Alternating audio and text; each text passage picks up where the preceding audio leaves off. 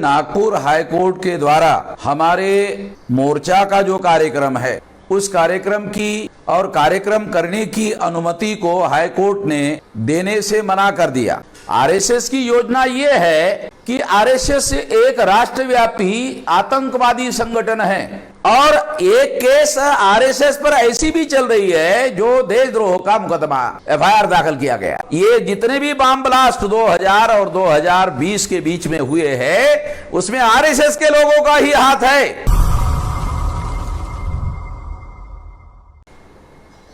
हमारे संगठन के 1.5 लाख से ज्यादा लोग नागपुर में पहुंच गए और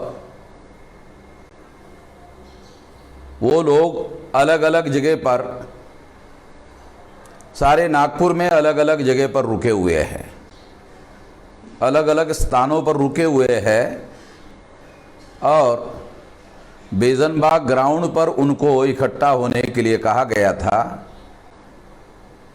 ये जानकारी पहले से कार्यकर्ताओं को दी गई थी। अब मैं उस संदर्भ में कुछ खास बातें आप लोगों को कहना चाहता हूं। आप लोगों को ये जानकारी भी मिल गई होगी कि नागपुर हाईकोर्ट के द्वारा हमारे मोर्चा का जो कार्यक्रम है उस कार्यक्रम की और कार्यक्रम करने की अनुमति को हाईकोर्ट ने देने से मना कर दिया और ये न्यायपालिका के द्वारा न्यायपालिका को धमकी देकर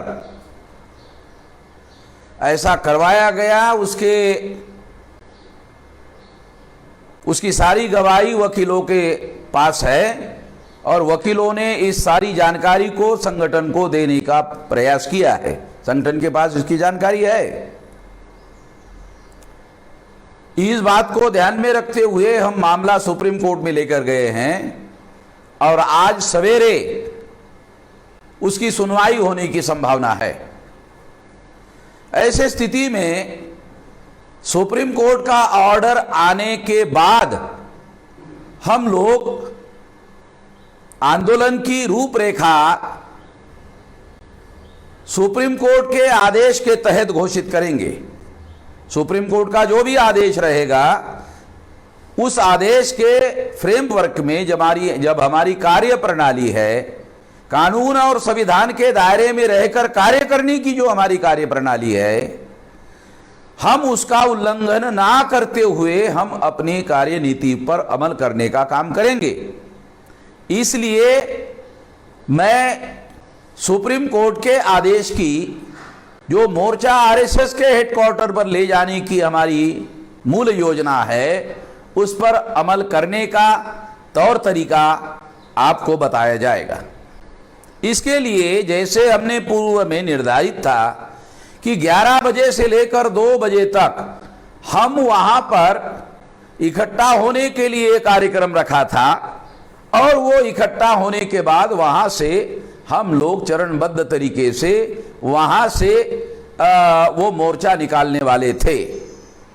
अब ये जो मोर्चा है वो सुप्रीम कोर्ट के ऑर्डर तक जो है वो अभी हम उसकी वेट कर रहे हैं, राह देख रहे हैं। उसके दायरे में हम इसका फैसला, फाइनल फैसला जो है आपको घोषित करेंगे, जानकारी देंगे।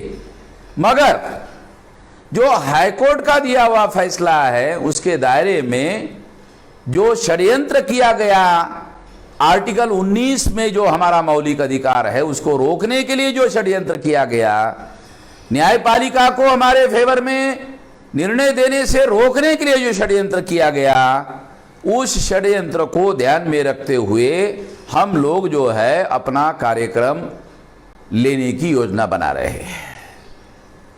तो आरएसएस की योजना क्या है? आरएसएस की योजना यह है कि आरएसएस एक राष्ट्रव्यापी आतंकवादी संगठन है। अजमेर बम ब्लास्ट में उनके कार्यकर्ता को आजीवन कारावास हुआ इसका मतलब जो बात मैं कह रहा हूं, न्यायपालिका भी इस बात को मानती है। और 18 केसेस सारे देश भर में उनके खिलाफ चल रहे हैं, और एक केस आरएसएस पर ऐसी भी चल रही है जो देशद्रोह का मुकदमा एफआईआर दाखिल किया गया है। जो अपने आप को देशभक्त संगठन कहता है, वो संगठन ने अभी तक ऐसा कोई रिजोल्यूशन पास नहीं किया है आरएसएस के सेंट्रल कमिटी में कि वो संविधान पर यकीन करते हैं, विश्वास करते हैं, बल्कि वो अपने कार्यकर्ताओं को संविधान के विरोध में बोलते रहते हैं।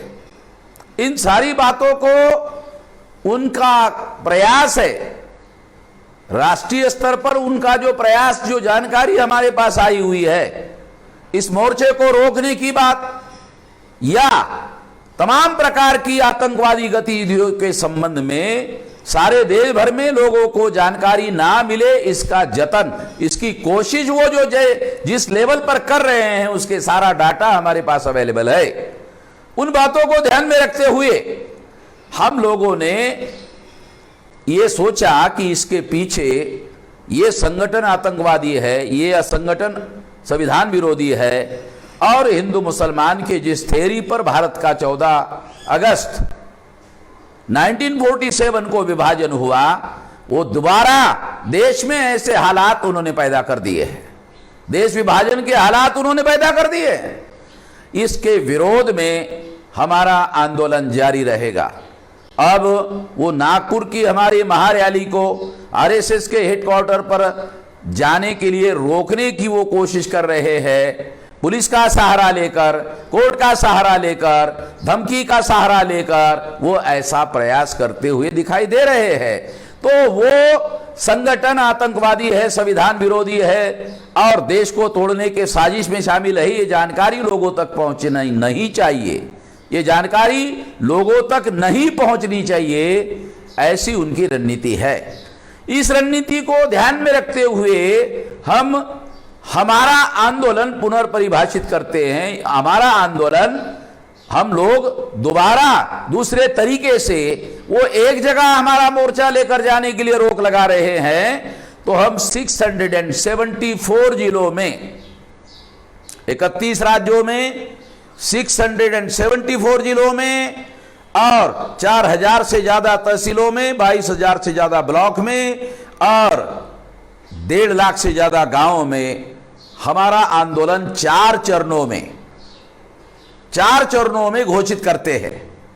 पहला चरण 14 अक्टूबर को धरना प्रदर्शन का होगा सारे देश भर के जिलों में, इतने सारे जिलों में। उसके बाद में 22 अक्टूबर को श्रृंखलाबद्ध उपवास का कार्यक्रम होगा। इसके विरोध में श्रृंखलाबद्ध, सारे देश भर में श्रृंखलाबद्ध उपवास का कार्यक्रम होगा।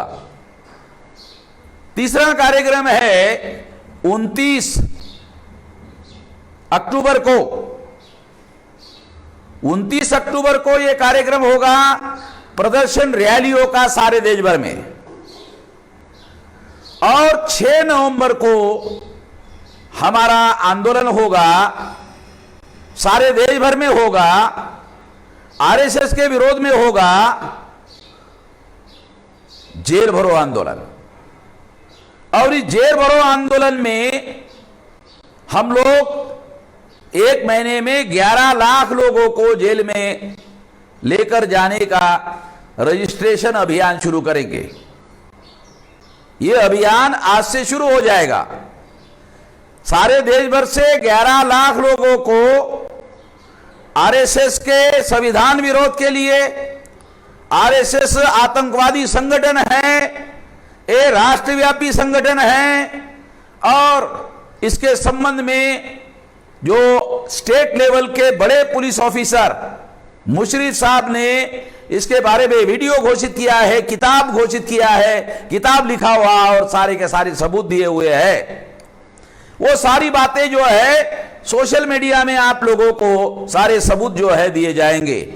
और उसके विरोध में 11 लाख लोगों को रजिस्टर किया जाएगा जेल भरो आंदोलन के लिए कि आरएसएस पर पाबंदी लगाई जाए। आतंकवादी संगठन के तौर पर यदि दूसरे संगठनों पर पाबंदी लगाई गई है तो ये आतंकवादी संगठन है और उस संबंध में उनके कार्यकर्ताओं को आजीवन कारावास हुआ है अजमेर बम ब्लास्ट में। और ये जितने भी बम ब्लास्ट 2000 और 2020 के बीच में हुए हैं उसमें आरएसएस के लोगों का ही हाथ है। इसके सारे के सारे सबूत जो है मुशर्रफ साहब ने किताब में दिए हुए हैं और उसकी जांच चल रही है, उन पर देशद्रोह का मुकदमा भी चल रहा है। इन सारी बातों को ध्यान में रखते हुए हमारी केंद्र सरकार को मांग है, सारे देश के राज्य सरकारों को मांग है कि ये इस पर राष्ट्रीय स्तर पर बैन लगाया जाए। ये आतंकवादी संगठन है, इस पर बैन लगाए, देश विरोधी संगठन है, देश को विभाजन करने का हिंदू मुसलमान के नाम पर साजिश कर रहे हैं। तो इसलिए मैं इन पर पाबंदी लगाने की मांग कर रहा हूं और इसके लिए 11 लाख लोगों को हम लोग जेल भरो आंदोलन करेंगे। इसकी तैयारी करने का आज मैं ऐलान करता हूं। ये 4 चरणों का हमारा कार्यक्रम रहेगा। ये कार्यक्रम नागपुर में आरएसएस के हेडक्वार्टर पर जो मोर्चा हम लेकर जाने वाले थे, जिसको हाईकोर्ट ने रोक लगाने का प्रयास किया, जिसके विरोध में हम सुप्रीम कोर्ट में गए हुए हैं। यदि सुप्रीम कोर्ट हमको मोर्चा निकालने की अनुमति देती है तो ये मोर्चा भी निकाला जाएगा आने वाले समय में। मगर इसके पहले अभी आज से हम ये 4 चरणों का जो नागपुर के हेडक्वार्टर पर मोर्चा लेकर जाने का कार्यक्रम है उससे कम 25 गुना बड़ा कार्यक्रम, राष्ट्रीय स्तर का कार्यक्रम, ये सारे देश भर के लोगों को, संगठन को इस काम को जुटने के लिए मैं आह्वान करता हूं। पूरी ताकत के साथ, पूरी शक्ति के साथ, पूरी क्षमता के साथ इसमें सारे देश भर के लोगों को जुटना होगा। ये हमारे भविष्य के लिए, हमारे देश को बचाने के लिए, संविधान को बचाने के लिए ये सबसे ज़्यादा जरूरी है। ये काम करना होगा और देशवासियों को भी मैं सारे देश के शेड्यूल कास्ट के लोगों को, मोस्ट बैकवर्ड शेड्यूल कास्ट के लोगों को, एक्सट्रीम बैकवर्ड शेड्यूल कास्ट के लोगों को, शेड्यूल ट्राइब के लोगों को, नॉमिनेटेड ट्राइब के लोगों को और एमबीसी के लोगों को, ओबीसी के लोगों को और माइनॉरिटी के लोगों को, तमाम लोगों को इस आंदोलन में सारे देश भर में शरीक होने के लिए कह रहे हैं। इसलिए मैं इस बात को आप लोगों को आह्वान करता हूं। धन्यवाद।